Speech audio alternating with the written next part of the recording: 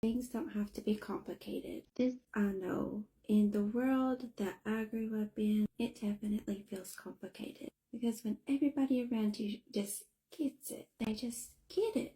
And you don't get how they're getting it. And they don't get how you're not getting it. That makes things feel complicated. I don't get it because my brain works differently. And I have to work every day on believing things don't have to be difficult. It can be done.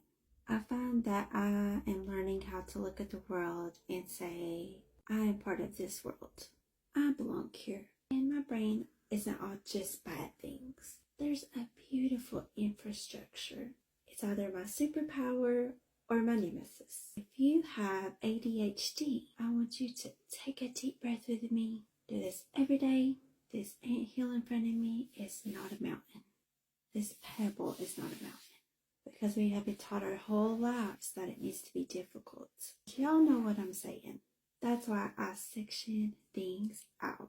If it feels too big, I make it small. If it feels too difficult, I remind myself that I'm living in a world where we're really misunderstood. And I'm going to be the person advocating for me. So let's say you have a full pie. You're not going to want to eat all of that in one sitting. And for those of us with ADHD, sometimes just a slice of the pie is too much. I say make those cuts, cut it up until it's small enough, just a bite at a time. I started my channel off with section cleaning, but I section out everything in my life. Everything. That is what actually helps me to complete tasks. I still have tasks that are left undone. Of course I do. But that is where the all or nothing approach comes in, which I'm going to talk about in another podcast. We have to get the all or nothing out of our head. We have to. But if I took the all or nothing approach, I'd have no soundproofing behind me. Screw that.